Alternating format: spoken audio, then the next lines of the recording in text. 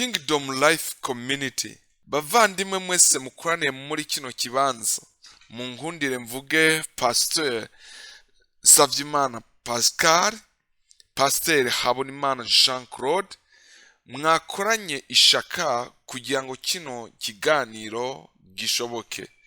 Namwe mwakoze urugendo muva kure, mu nkundire namwe ndabaramutse.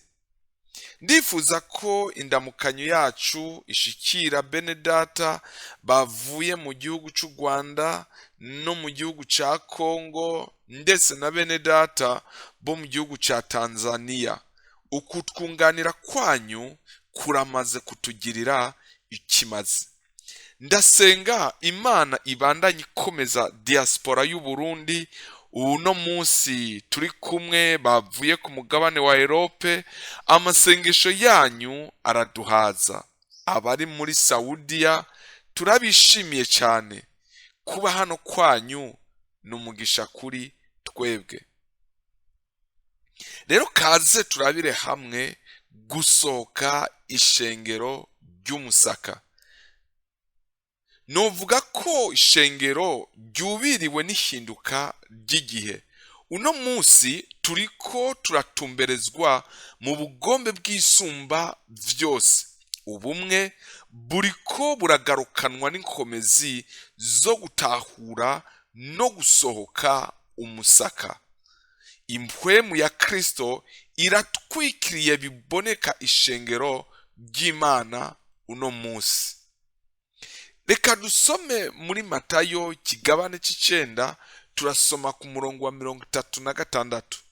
Haravuga ngo abonye ishengero rimutera akagongwe, kuko bari bagowe basabagiye nk'intama zitagira umwungere. Reka muri iyo murongo ngira ivyo nongeyemwo kugira ngo usobanuke cyane. Abonye inde? Yesu. Novuga ngo Yesu abonye, asuzumye ishengero, rimutera akagongwe, rimutera gutundura, rimutera amarira mu mutima, kuko bari bagowe, nta vy'ubutunzi bw'impwemu bari bafise, basabagiye, umwe wese yari afise inzira niyerekwa vyiwe nk'intama zitagira umwungere. Nta barongozi b'ubwenge bazi kugendeza igihe bari bafise. Amakuru ava mu murongo wo muri Matayo ikigabane c'icenda ku murongo wa 36 arerekeye cyane ishengero rya none. Umwe wese yogira agahinda mu gihe abonye arongoye ishengero rimeze uko, canke mu gihe yisanze ari umukristo mu ishengero rimeze uko. Umunsi umwe Yesu yagendeye ishengero, bisigura ko yagendeye abantu bakoraniye hamwe bafise urutonde. Harimwo abungere bicara imbere, harimwo abaririmbyi, harimwo abarongoye ibikorwa bitandukanye. Ndibaza ko umurongozi abonye Yesu yinjiye, kumbure yaragize akanyamuneza ko kumwereka ibikorwa bitandukanye yubatse. Kumbure yaragomvye kumwereka uko yateguye abaririmbyi, uko afise intonde nziza kandi afise n'abantu babangutse. Sindabizi, kumbure yaragize umunezero kumwereka uko inyubako yubatse isumba izindi. Yesu amaze kwinjira yatanguye kweraguza amaso, araba kimwe kimwe uko cubatswe. Sindabizi, kumbure umurongozi yoba yariko canke ahejeje kumuratira ibikorwa bihambaye yariko arakora. Amaze kubona ishengero uko iryo shengero ryifashe, umutima wiwe waciye wuzura akabonge, amarira yuzura umutima wiwe, kuko bari bagowe, bari basabagiye nk'intama zitagira umwungere. Nawe raba iyo sanamu ukungene imeze, uri mu ishengero, umwe wese akaba afise uko abona ibintu. Ni intama ziri mu canya kimwe, ariko intama yose yifite gahunda yayo. N'abaririmbyi bafise ivyo babona, na imvugabutumwa zifise izo zibona, n'abasenzi bafise ivyo babona, abungere nabo, umwe wese ntariko ajana n'uwundi. Biradusaba kwimba iciyumviro kugira dutahure neza kuri uyo murongo wo muri Matayo ikigabane ca 9 ku murongo wa 36. Amagorwa ishengero ryari rifise ntikwari kubura idolare nk'uko benshi bigisha uno munsi. Amagorwa bari bafise nuko Yesu Mesiya yinjiye mu biwe, ariko asanga abiwe nta rugezo na rumwe bafise rwo kumumenya no kumwakira.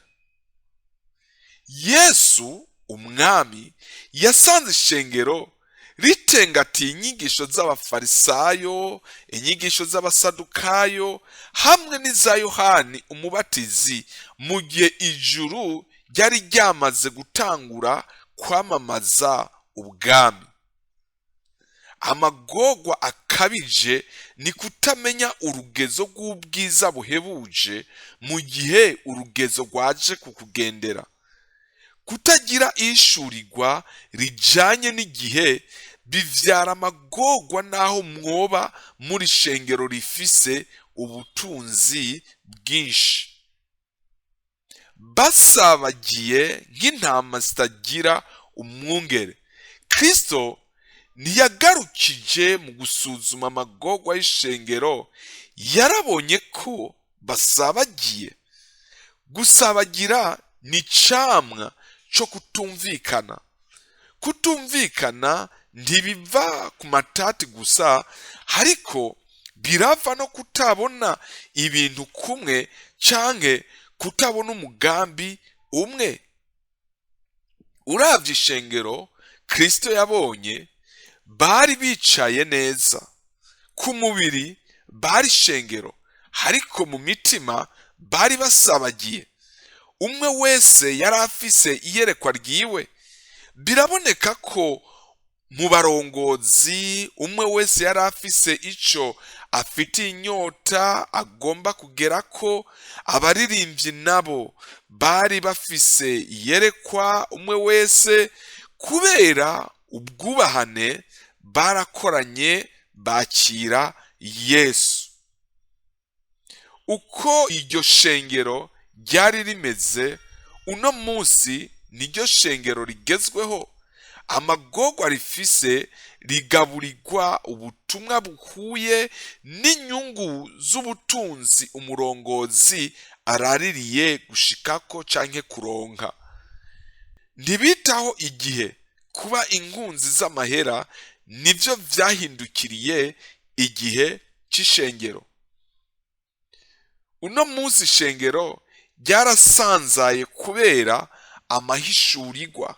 Umwe wese ntashaka kuja ku murongo yeretswe n'abarongozi. Abaririmbyi barategura indirimbo batitaye hishurirwa babariwe n'abarongozi babo. Abavuga butumwa nabo barigisha batitayeho ihishurirwa bashingiwe n'abarongozi. Umwe wese yereka uwundi ko ashoboye. Ivyo biraba hagati y'amashengero nayo nyene ubwayo. Amashengero hagufashanya nk'umubiri umwe wa Kristo, rimwe ryose yereka irindi ko rikomeye kandi rifise ishurirwa na vision bihambaye. Ivyo bikorwa vy'ubumaka bigaragaza kudakura no gusanzara. Nta rutonde ruhari, nta mwungere ariko ajana n'uwundi, nta muririmbyi ariko ajana n'uwundi. Ndi mu magrupe y'abungere atandukanye. Mu gihe uriko ushiramwo ijambo ry'Imana, nta numwe afise impwemu yo kugutera intege, ndetse nta n'uwoshobora no kuryumviza iryo jambo. Ariko ushizemo igikorwa ca politike, igikorwa kidasa na bukebuke nico kuza umurongozi n'umwe canke ishengero na rimwe, umwe wese ucumenga aradometswe, ucumenga ashizwe mu muhamagaro w'ivyo yahamagariwemwo, ukumva yogira ico atereye. Inyishu y'ivyo vyose nuko ishengero rigowe kandi ryasabagiye, naho abana b'abantu twitera ijeke mu kwemeza ko duhagaze nk'intama zitagira umwungere. Kristo amaze kubona ishengero ritagira uwo rija imbere aryereke ikibereye, yasanze rimeze nk'intama zitagira umwungere. Abungere bafise agenda ihuye n'ivyo bacapuye mu bwonko bwabo ngo ni vision. Vy'ukuri bamwe n'uruhendo, n'ugwenge rwo kurondera ibiharage. Hatabaye kwiremesha nka hamwe Kristo yoza kw'isi uno musi agashikira mu ishengero rimwe nka kurya vyabaye yavukiye mu muryango umwe wa Yosefu na Mariya, mbega ayandi mashengero yo kugara akagenda gukorera aho Yesu yashikiye? Canke yoharura ko bafise vision yabo batovangana na vision ya Yesu? Vy'ukuri ishengero riteye akagongwe kandi rirasabagiye. Nimba hari abungere bafise ubwami bw'Imana mu mitima yabo, bagomba kudahazwa n'ibiriko biraba, bagatangura ihinduka rishingiye ku bwami bw'Imana. Babiri ntibojana bataraganye. Ishengero ntirishobora kuva mu busabagire rifata urugendo rumwe rw'ihinduka bataraganye. Kuragana n'umushinge wo kugira amerekezo amwe n'urugendo rumwe bivyara gucimbukira inyungu zimwe z'ubwami bw'Imana. Kuragana bitangurwa n'urugendo rw'agaciro, umwe wese kuguca bugufi n'ubwizigigwa arijana atagisabwe mu rutonde ruvyara amahoro, mu rutonde ruvyara umunezero, mu rutonde ruvyara kugororoka vyo muri Impwemu yera. Urugendo rw'agaciro ni kuva mu bantu basabagiye, umwe wese afise ivyo ashaka ko bikogwa, agashika ahantu twese tuba umwe imbere y'Imana. Reka dusome muri Matayo ikigabane ca 23, twaza gusoma duhere ku murongo wa 37 dushike ku murongo wa 38. Haravuga ngo, ewe Yerusalemu, ewe Yerusalemu, wica abavugishwa n'Imana ugatera amabuye abagutumweko. Ni kangahe nagombye gukoranya abana bawe nk'uko inkoko ikoranya imiswi iyibundikira mu vyubi vyayo, ntiwankundira. Raba inzu yanyu muyitanwe ari umusaka. Kwica abavugishwa n'Imana ugatera amabuye abagutumweko, ni kangahe nagombye gukoranya abana bawe nk'uko inkoko ikoranya imiswi iyibundikira mu vyubi vyayo, ntiwankundira. Ico canditswe cagiriza Yerusalemu yanse kumva abayitumweko ngo ije hamwe nk'uko inkoko ibundikira imiswi, none iharugwa nk'umwicanyi. Ivyabaye kuri Yerusalemu ivyo biriko biraba uno musi. Abarongozi b'amashengero ntibashobora kuja hamwe kubw'inyungu z'ubwami bw'Imana. Benshi bakorana mu gihe hari umuzungu harungitse amadolari yo gutegura igikorane. Rimwe wogira ko ari abacangero canke abakomisiyoneri. Kwica amatwi kw'ishengero mu kuja hamwe no gutangura gucimbukira ubwami bw'Imana mu bumwe no mu rukundo, Imana izovuga ko ishengero ryayo ari intama zitagira abungere, kandi abungere azobagiriza ko bishe abavugishwa n'Imana bagatera amabuye ababatumweko.